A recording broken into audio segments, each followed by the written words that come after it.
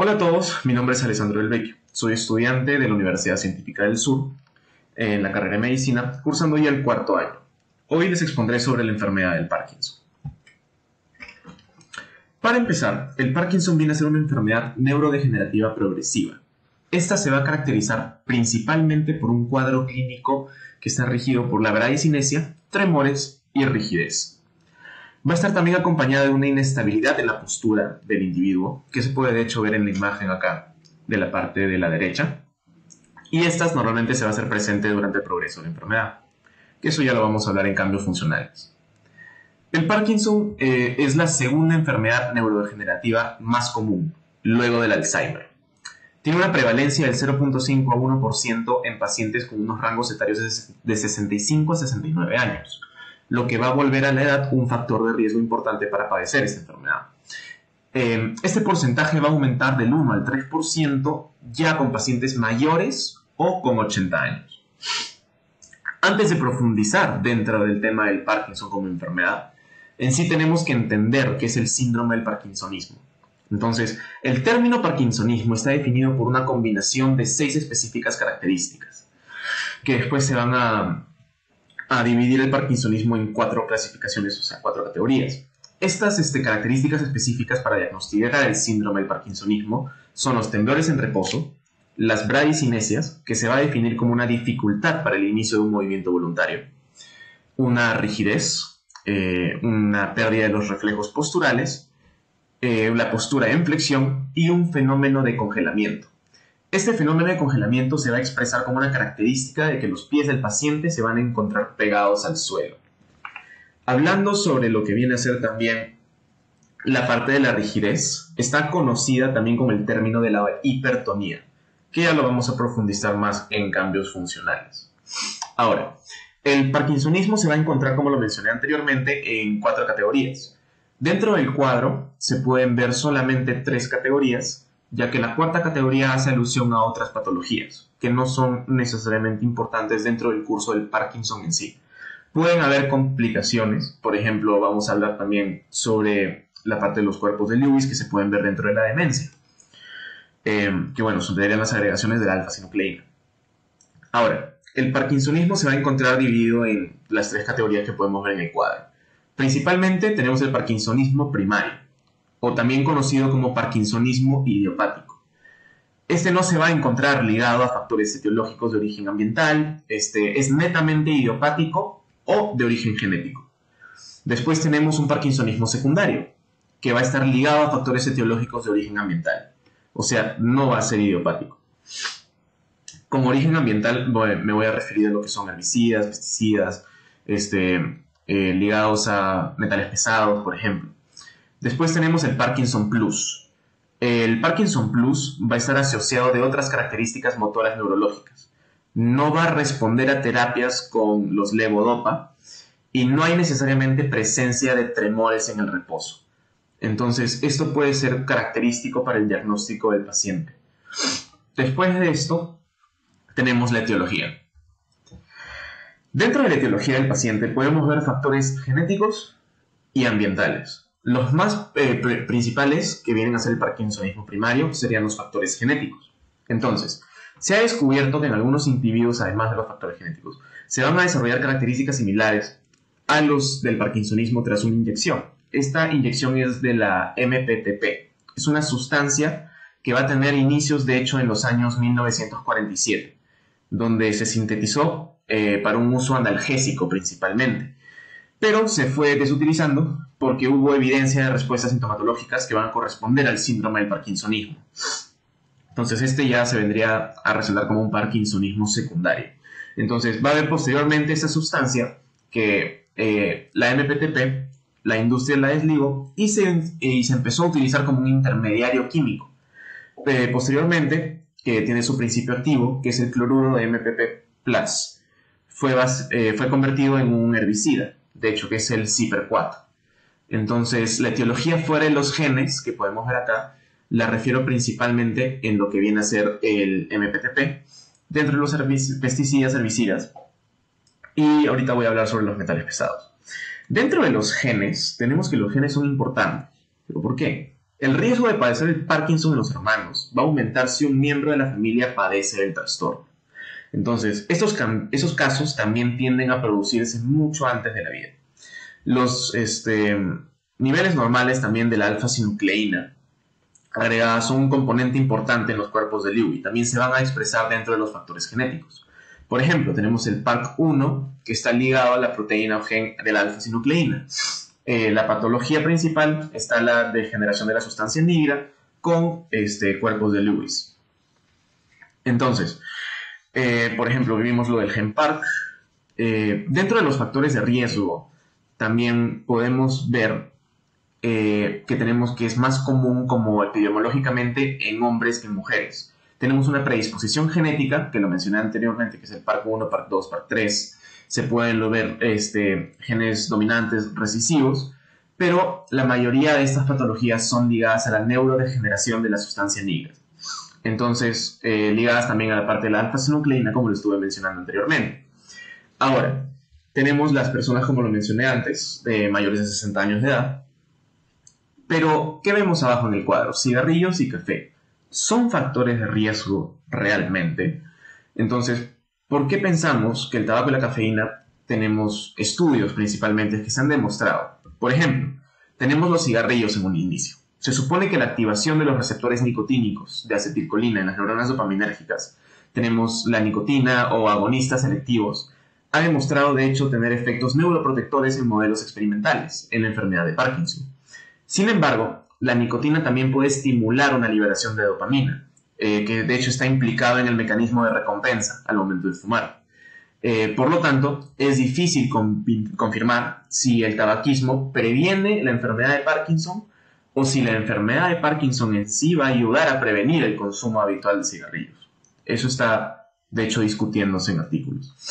Para la cafeína tenemos factores epidemiológicos que van a demostrar que los consumidores de café van a presentar una reducción de hecho del 25% para padecer la enfermedad de Parkinson, ya que la cafeína es un antagonista de hecho del receptor A2A de la adenosina. Este receptor se cree que es un protector en el Parkinson, tiene un efecto neuroprotector. Entonces se sabe que ese receptor de la adenosina A2A va a interactuar con el receptor de la dopamina, el dopaminérgico 2. Como resultado, el receptor de adenosina va a disminuir la actividad de los receptores de la dopamina de 2. Entonces, si tenemos que la cafeína prácticamente es un antagonista de este receptor, no vamos a tener una disminución de actividad en los receptores de la dopamina. Dentro de los temas de los pesticidas, como lo estuve mencionando, tenemos conclusión, el ejemplo de la MPTP, que posteriormente va a pasar al principio activo que es la MP+. Esto lo voy a explicar posteriormente en la patogenia, que ahorita vamos a seguir. Por otro lado, tenemos estudios que han resultado en metales pesados, como el hierro, cobre, plomo, aluminio y el zinc. Estos no han demostrado un resultado certero como factor desencadenante para el desarrollo de la enfermedad de Parkinson, pero podrían tener indicios en una inclusión posteriormente. Dentro de la patogenia principal, vamos a hablar empezando con el cuadro de la izquierda. Entonces, dentro de la patogenia principal del Parkinson, podemos encontrar con diferentes mecanismos dentro del gráfico. La mayoría va a concluir en lo que es el estrés oxidativo y prácticamente conllevar finalmente a la neurodegeneración. Iniciando con el estrés oxidativo, que va a conllevar una producción de especies reactivas de oxígeno. Como ya las conocemos, las ROS o EROS. Este estrés oxidativo de hecho puede venir desde un aumento de la peroxidación, una oxidación de las proteínas del ADN en el sistema nervioso central y en el Parkinson también de forma más general en todo el cuerpo. Después tenemos una alteración de la función mitocondrial, la cual lidera a una neurodegeneración. Este mecanismo lo explicaré con el recuadro a mi derecha, de hecho, que es de la MPTP. Entonces, ahorita vamos con la excitotoxicidad, que está justo acá arriba. Podemos ver también los genes que mencioné anteriormente, el gen PARC1, PARC2, PARC3, que están ligados al gen Parkin, que están justo en la parte de acá, ligando para la parte de mitocondrial y después a la proteólisis, que lo voy a hablar ahorita, que es finalmente la agregación de la alfa-sinucleína y con desembocación en la neurodegeneración. Ahora, la excitotoxicidad siempre se incluye en una lista de mecanismos patogénicos que se cree que contribuyen a una muerte celular en el Parkinson. Sin embargo, el grado de evidencia que tenemos es pequeño. Siguen estudios. El principal contribuyente, de hecho, es una sobreactividad del nivel subtalámico que va a liberar glutamato y que va a inervar la sustancia negra, pars compacta y el segmento interno del globo pálido. Además, hay pruebas de una alteración de la entrada glutamatérgica de la vía córtico-estriada. Tenemos que la excitotoxicidad también podría surgir de una disfunción de mitocondrias que se va a producir en la enfermedad del Parkinson. Sin embargo, los estudios aún van a mostrar que las excitotoxinas pueden causar la destrucción de las neuronas dopaminérgicas de la sustancia negra. Y de hecho, este proceso puede ser bloqueado con antagonistas del glutamato. Después tenemos factores inflamatorios, también puede conllevar al estrés oxidativo. Y finalmente, entendiendo una proteólisis alterada relacionada con lo que es la formación de los cuerpos de Lewis y la alfa-sinucleína. Ahorita en el cuadro de la derecha tenemos que la MPTP va a provocar daños en las neuronas dopaminérgicas. Justo en la parte de acá. Empezamos con la MPTP. Entonces, provoca daños en las neuronas dopaminérgicas. Estamos ahorita en la célula de la glía. Por ejemplo, tenemos... el daño va a ser generado en la sustancia negra. Sustancia negra, pars compacta. Se va a observar en la enfermedad de Parkinson tras una administración sistémica de la MPTP. Su metabolito activo, que es la MPP+, se va a acumular en las neuronas dopaminérgicas de la sustancia negra, pars compacta, justo acá. Perfecto. Donde se va a inhibir una producción de ATP y va a estimular la formación de radicales de superóxido. Estos radicales de superóxido van a estar producidos, van a reaccionar con el óxido nítrico para producir peroxinítrico, una especie altamente reactiva y dañina para los tejidos, de hecho que va a dañar proteínas por oxidación y nitración. Solo algunas proteínas seleccionadas aparecen nitradas y entre ellas se van a encontrar la tirosina hidroxilasa, que es TH, y la enzima que limita la velocidad de la síntesis de dopaminérgicas. Este proceso de nitración inactiva a la tirosina hidroxilasa y en consecuencia la producción de dopamina. Entonces el peroxinitro también va a mellar el ADN, que a su vez va a activar la poliADP ribosa o la polimerasa, PARP. La activación de la PARP va a consumir ATP y por lo tanto va a agotar de forma aguda las reservas de energía de la célula. Este último acontecimiento va a agravar el fallo energético preexistente debido a lo que es el bloqueo de la respiración mitocondrial inducido por el MPP+, principio activo de la MPTP, y va a precipitar finalmente a lo que es la muerte celular. Entonces tenemos igualmente la parte de especies reactivas de oxígeno, como se puede ver, ingresación de las alfa-sinucleínas, mitocondrias, y todo conlleva un estrés oxidativo finalmente desembocado en lo que es la neurodegeneración. Ahora, como última teoría de la patogenia, en realidad todo está ligado. Tenemos que la figura que tenemos acá va a ilustrar una condición estructural fisiopatológica de la enfermedad de Parkinson. Tenemos la degeneración de las neuronas dopaminérgicas moduladoras, que es la línea verde discontinua. Esta línea que está justo acá. Va a originar en la sustancia negra, que es la sustancia negra pars compacta, como están mencionando, y se van a proyectar al núcleo caudado hipotálamo. Esto va a conllevar principalmente dos consecuencias. Una actividad reducida en las interneuronas GABAérgicas, que estaban anteriormente excitadas, a través de los receptores de dopamina D1, que son las dos líneas azules discontinuas, y una actividad intensificada en las interneuronas GABAérgicas, anteriormente que se encontraban inhibidas, a través de los receptores de dopamina D2, que es la línea azul duplicada. Tenemos los diferentes puntos. Entonces el 2, que está justo acá, que es la línea azul discontinua de las dopaminérgicas 1, y la línea azul duplicada, el punto número 3, dopaminérgicas 2. Entonces, estas dos situaciones obviamente opuestas concluyen finalmente en un efecto idéntico de inhibición talámica, que va a ser intensificado, y una función de filtro tálamo, de hecho lo explican. La vía directa que es la 2, va directamente del cuerpo estriado al tálamo, pasando por el globo pálido o la sustancia negra reticular, que es NR, mientras que en la vía indirecta, que es la número 3, que está acá, además del globo pálido lateral y el núcleo subtalámico glutaminérgico, que son las flechas rojas dobles. Finalmente tenemos el tracto piramidal y diferentes vías, teniendo en consideración que el azul es GABA, rojo glutamato, y tenemos función de la acetilcolina también. De la manera histopatológica, tenemos que la principal característica histológica de la enfermedad de Parkinson es el cuerpo de Lewis, que están señalados con las flechas rojas. Es un agregado citoplasmático de proteínas de aspecto eosinofílico, redondo y alargado. Nótese la presencia de macrófagos, de hecho, a ver con el círculo rojito que hice, que tienen material pigmentado. Estos van a representar, de hecho, los lugares de neurodegeneración. Ahora, ¿qué son los cuerpos de Lewis? Los cuerpos de Lewis, de hecho, son agregados intraneuronales anormales de proteínas. Se ven como masas esféricas que van a desplazar al resto de componentes celulares y se han descrito dos variedades. Principalmente la forma clásica, que es la que vamos a tratar, que es una inclusión eosinofílica dentro de la célula, con un centro denso, que lo mencioné, del que van a irradiar fibrillas por la inclusión de proteínas, de hecho. En la enfermedad del Parkinson, tres mutaciones de esta proteína, por ejemplo, tenemos la A30P, la E46K y la A53T, así como multiplicaciones del gen SNCA que van a codificar la alfa-sinucleína.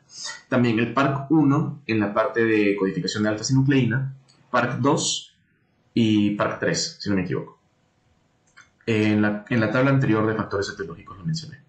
Dentro de los cambios morfológicos ahora, vamos a poder ver una decoloración en la sustancia negra, que se va a dar por la neurodegeneración, o sea, la muerte celular, y por consiguiente perdiendo la neuromelanina. De hecho, se puede ver que en la imagen de la izquierda se puede ver en la sustancia negra la conservación del pigmento normal. En cambio, en la imagen de la izquierda se puede ver una pérdida de la coloración, que es por la pérdida del pigmento y la neuromelanina. Además, como expliqué anteriormente, se pueden ver cuerpos de Lewis dentro de las neuronas, que son inclusiones de la alfa-sinucleína. Acá se pueden ver los cuerpos de Lewis. Y curiosamente, estos mismos cuerpos también se van a ver en pacientes relacionados con la demencia. Ahora, finalmente, dentro de los cambios funcionales. Dentro de los cambios funcionales vamos a ver signos y síntomas. Los síntomas en sí no serán de mucha correspondencia. O sea, lo que más encontrarán van a ser signos en el paciente, los cuales nos van a ayudar a un mayor criterio diagnóstico de la enfermedad y van a redundar dentro de la interrupción que se va a dar dentro de las vías motoras. Ahora, podemos ver también compromiso en un comienzo de las vías no dopaminérgicas. Por ejemplo, en la parte de los signos, compromiso de las vías no dopaminérgicas. Eso sucede por acciones neurodegenerativas y de hecho va a corresponder al progreso de la enfermedad. Por ejemplo, vamos a tener alteraciones gastrointestinales, del sueño, autonómicas, cognitivas, entre otras. Acá podemos ver síntomas no motores al momento que avanza el Parkinson, al momento que progresa, y los síntomas motores al momento que progrese el Parkinson. Como lo dije anteriormente, la parte de instabilidad postural se ve dentro de las etapas tardías del Parkinson, late stage Parkinson. Acá sale. Ahora, en los signos tenemos dislalia o dislaria. Va a ser una inhabilidad para la pronunciación de fonemas, una inhabilidad para pronunciar. Después tenemos un temblor en reposo, que es característico, de hecho, dentro de los criterios diagnósticos del Parkinson. Tenemos la bradicinesia y la rigidez de miembros, que es la hipertonía.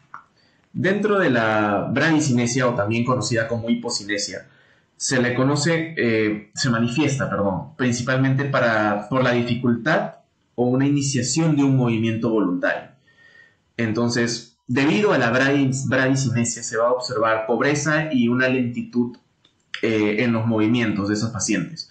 Prácticamente habría una hipomimia o una inexpresividad también facial. Falta de movimientos asociados, vamos a tener balanceo de los brazos al caminar y una micrografía, que es una reducción del tamaño de la escritura. Esta hipotonía, esta bradicinesia es característica de la enfermedad del Parkinson y también de otras afecciones también extrapiramidales. Por ejemplo, también es característica de la enfermedad de Huntington. Ahora, mencioné anteriormente el balanceo de los brazos. Esto se va a ver también un poco contraindicado por la parte de la rigidez de los miembros, por una hipertonía. Entonces, ¿qué se conoce como hipertonía? La hipertonía viene a ser un aumento del tono muscular. Entonces, este aumento del tono muscular va a acompañar algunas enfermedades extrapiramidales, de hecho, como la rigidez, se le conoce. Se caracteriza por la resistencia en el desplazamiento pasivo de lo que viene a ser un segmento corporal. Ahora, tenemos que hay dos tipos de hipertonía.